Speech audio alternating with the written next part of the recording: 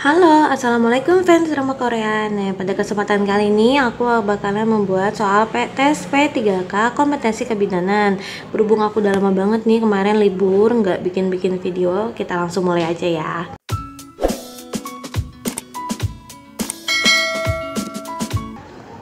Pertanyaan pertama, Nyonya N, 31 tahun, P1A0, postpartum hari kedua dengan persalinan spontan. Namun, bayi meninggal karena gagal nafas. Saat ini, payudara terlihat membesar dan teraba tegang, kemerahan, dan nyeri berdenyut. Nyonya N menangis bila teringat bayinya, namun mampu berkomunikasi dengan baik dan kooperatif. Di bawah ini, didiagnosa yang tepat untuk Nyonya N adalah A. Mastitis, B. Postpartum blues, C. Infeksi puerperalis, D. Bendungan payudara, E. Gatal-gatal. Nah, sebelum kita jawab, kita bahas dulu satu-satu ya. Mastitis itu adalah sebuah peradangan payudara yang dapat menyebabkan infeksi pada jaringan payudara. Jadi ini tuh peradangan ya. Biasanya si infeksi itu masuk pada jaringan payudara itu melalui luka di puting ataupun saluran air susu, dan biasanya bakteri ini berasal dari mulut bayi atau permukaan kulit payudara yang kotor. Kemudian kalau postpartum blues itu merupakan perasaan yang terjadi pasca persalinan. Dia tuh berupa kecemasan, serangan panik, biasanya tuh kelelahan, perasaan mengurus bayi, pokoknya tuh perasaan gak enak lah. Jadi sedih terus, biasanya suka jadi nangis terus gitu. Nah ini tuh postpartum blues gitu. Sedangkan kalau infeksi puerperalis itu adalah atau disebut juga infeksi postpartum, yaitu infeksi bakteri yang menyerang saluran reproduksi. Nah kalau infeksi puerperalis ini biasanya ditandai dengan terjadinya demam, terus lohea yang keluar juga patologis gitu, nggak normal ini ya. Ini infeksi puerperalis. Kemudian kalau bendungan payudara atau disebut juga kadang bendungan ASI, itu tuh adalah ASI yang tidak segera dikeluarkan yang menyebabkan penyumbatan pada aliran vena. Jadi ini tuh terjadi penyumbatan pada aliran vena dan limfe sehingga aliran susu menjadi terhambat dan tertekan ke saluran air susu ibu, sehingga terjadi peningkatan aliran vena dan limfe yang menyebabkan si payudara ini jadi bengkak. Itu bendungan ASI ya. Nah kalau gatal-gatal ya tahulah gatal-gatal semuanya apa. Nah kalau kita lihat nih di sini, ini kan postpartum hari kedua ya. Dia ibunya bayinya tuh meninggal. Sebenarnya kalau lihat dari soal ini, aku sih lebih ke condong jawabannya itu antara si postpartum blues sama bendungan payudara. Kenapa bendungan payudara? Karena di sini dilihat kan payudara terlihat membesar dan tegang, kemerahan, nyeri berdenyut. Dan bendungan payudara juga ini tuh biasanya sering banget terjadi karena dia nggak dinenin kan, karena si bayinya meninggal. Jadi jawabannya sebenarnya condong ke dua ini, postpartum sama bendungan payudara. Tapi kalau misalnya lihat dari ini sih jawabannya adalah yang D ya, yaitu bendungan payudara. Belum sampai mastitis, jadi masih di bendungan payudara. Jawabannya yang D. Pertanyaan selanjutnya, Nyonya M, 23 tahun, P3A0, postpartum 4 jam yang lalu, bersalin spontan normal dengan ruptur perineum dan dijahit. Saat ini kolostrum lancar. Bayi menyusu kuat, kontraksi uterus kuat, TFU 1 jari di bawah pusat, kandung kemih teraba penuh, tapi belum merasakan keinginan untuk miksi. Kelanjutan masalah yang bisa muncul karena keluhan Nyonya M saat ini adalah A. Hemoroid, B. Gagal ginjal, C. Trombopelvitis, D. Subinvolusi uteri, E. Atonia uteri. Sebelum kita jawab, kita bahas dulu nih ya pilihan gandanya. Yang A, hemoroid. Hemoroid itu adalah pembengkakan. Dia itu pembengkakan yang terjadi dari pembuluh darah usus besar bagian akhir atau rektum sampai ke dubur atau anus. Nah itu kalau hemoroid. Kalau gagal ginjal pasti tahu lah, nggak mungkin ya kalau gagal ginjal kan ini masih 4 jam postpartum. Dan kalau trombopelvitis itu adalah peradangan pada pembuluh darah barik vena. Itu peradangan yang memicu terbentuknya gumpalan darah pada satu vena atau lebih. Itu pada gumpalan. Kalau subinvolusi uteri, nah subinvolusi uteri itu adalah proses dia tuh pengembalian uterus terlambat yang disebabkan karena adanya indikasi endometrium, adanya sisa plasenta, adanya bekuan darah, atau karena mioma uteri. Jadi itu si proses kembalinya uterus ke normal tuh terhambat gitu ya. Ini terus terhambat aja deh. Nah kalau atonia uteri adalah kondisi ketika rahim dia tuh nggak bisa kontraksi. Pasti teman-teman udah pada hafal banget lah. Setelah persalinan, kondisi ini tuh dapat mengakibatkan si perdarahan pasca persalinan yang dapat membahayakan nyawa kan. Nah, kalau kita lihat nih di sini, jawabannya berarti yang D ya, subinvolusi uteri. Kenapa? Karena kita balik lagi ini udah postpartum 4 jam. Ya kan? Kita lihat di situ dia udah postpartum 4 jam.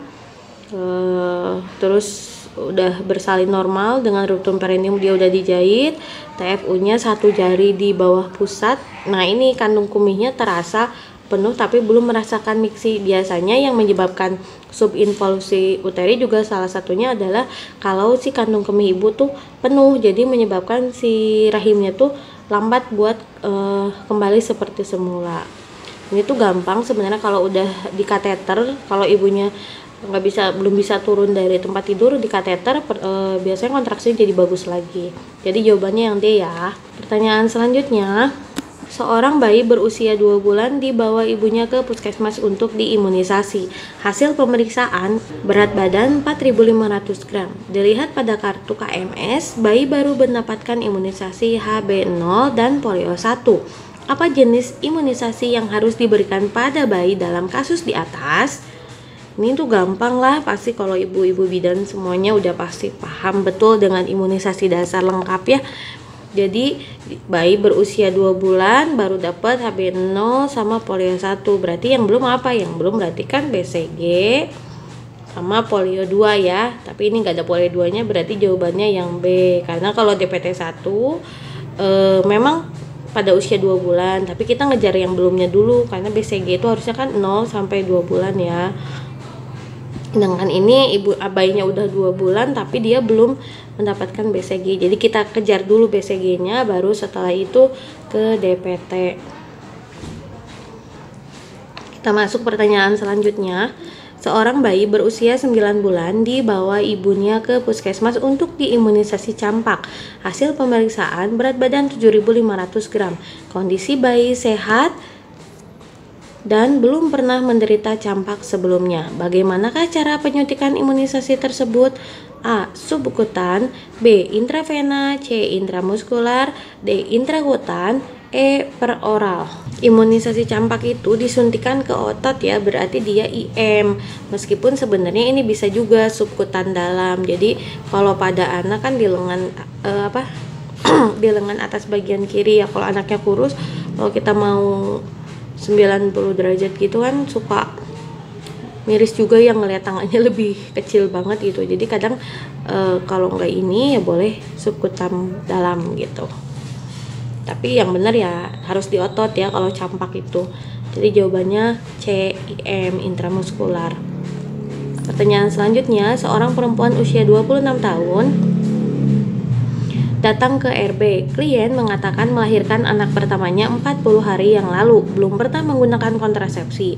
Hasil pemeriksaan terdapat varises dan hipertensi. Apakah alat kontrasepsi yang cocok untuk perempuan dalam kasus di atas? Jawabannya ini gampang juga kalau ini. Ini jelas ya, ibunya punya varises dan hipertensi, otomatis dia tidak boleh menggunakan KB hormon. Nah ini tuh udah dilarang banget, ini tuh nggak bisa, berarti dia pil nggak boleh, suntik nggak boleh, implan nggak boleh. Yang antara bolehnya adalah IUD. MOW juga nggak mungkin kan, dia udah 40 hari postpartum ya, berarti jawabannya yang B, IUD. Kemudian seorang perempuan usia 28 tahun P1A0 postpartum 12 hari datang ke rumah sakit mengeluh payudara nyeri dan bengkak. Hasil pemeriksaan terdapat inflamasi dan kemerahan pada payudara di sebelah kiri. Apakah diagnosa pada kasus di atas? A. Bendungan payudara, B. Tumor payudara, C. mastitis, D. abses payudara, E.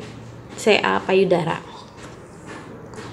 Nih, kalau ini jawabannya adalah mastitis. Kalau tadi kan di awal aku udah pernah jelasin bendungan payudara ya.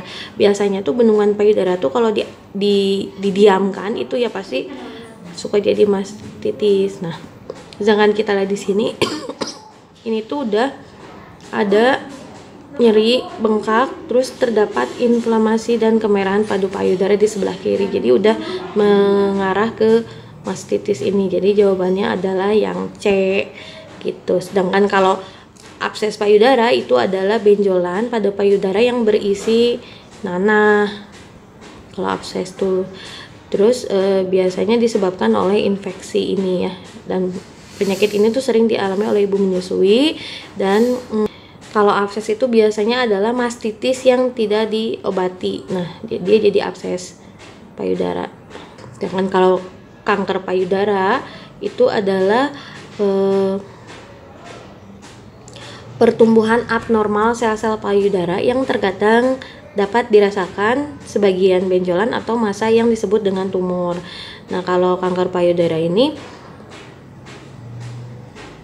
si sel-sel payudaranya tuh membelah tanpa terkendali sehingga menghasilkan jaringan tambahan. Biasanya keraba kan ada benjolan kalau di kanker payudara. Terus si benjolannya juga biasanya semakin lama tuh semakin besar, cepet ngebesarinnya gitu. Itu jadi jawabannya yang C ya kalau kita lihat dari kasus di atas. Jadi dia di tengah-tengah gitu, di atas bendungan payudara dan sebelum abses payudara. Jawabannya adalah yang C. Pertanyaan selanjutnya, seorang perempuan usia 35 tahun melahirkan di BPM. Pada saat 2 jam postpartum, bidan melakukan pemeriksaan, didapatkan uterus tidak berkontraksi dan terdapat perdarahan dari jalan lahir. Vital sign-nya tekanan darah 90/70, suhu 36,5, respirasi 18 kali per menit, nadi 80 kali per menit. Apakah diagnosa pada kasus di atas? Nah, ini juga gampang kan, ini tadi juga udah aku bahas ya tentang atonia uteri. Di sini dibilang uterus didapatkan tidak berkontraksi dan terjadi perdarahan dari jalan lahir. Jadi jawabannya adalah yang A ya, atonia uteri. Nah, tapi sebelum ke pertanyaan selanjutnya aku sedikit mau bahas tentang retensio placenta, solusio, inversio, dan prolaps. Ini biar teman-teman gak ketukar-tukar juga, karena ini tuh sebenarnya sering banget kita temuin di lapangan, tapi kadang-kadang kita kalau teori suka jadi lupa lagi kan. Nah, kita bahas dulu tentang retensio placenta ya. Jadi retensio placenta itu adalah kondisi ketika plasenta atau ari-ari tidak keluar dengan sendirinya atau tertahan di dalam rahim.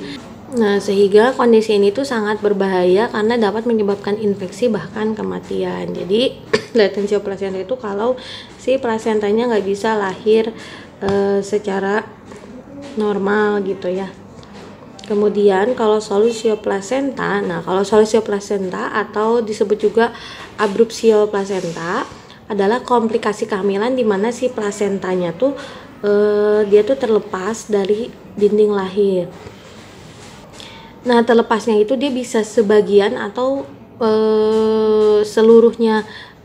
Jadi si kejadian itu terjadi pada saat proses kehamilan. Jadi belum bersalin tapi si plasentanya udah lepas. Nah, biasanya tuh yang menyebabkan solusio placenta ini bisa kebanyakan sih trauma ya. Jadi trauma yang apa yang terjadi pada si ibu hamil, apa dia jatuh lah, kecelakaan lah, atau apa gitu yang paling sering sih. Jadi si lepasnya plasenta ini kan lepas sebelum proses persalinan, dia tuh bisa menyebabkan si pasokan nutrisi dan oksigen pada bayi ya dapat menurun atau terhambat. Bahkan kalau lepas seluruhnya ya otomatis si bayinya meninggal.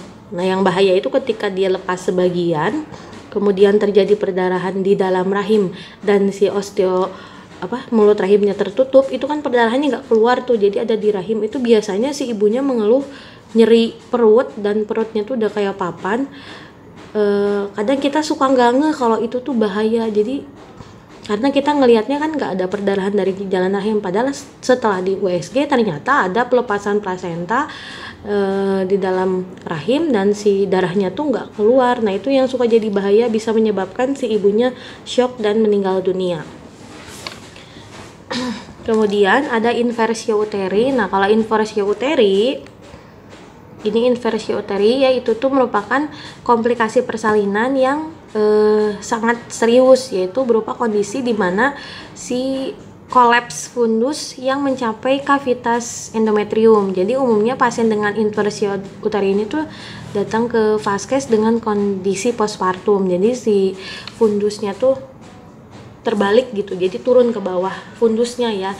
Nah bedanya sama prolaps, kalau prolaps itu biasanya kondisi ketika rahim itu turun hingga menonjol keluar vagina. Nah kondisi ini tuh terjadi akibat melemahnya otot dan jaringan di sekitar panggul sehingga tidak mampu menyangga rahim. Ini aku kasih gambar perbedaan antara inversio sama prolaps.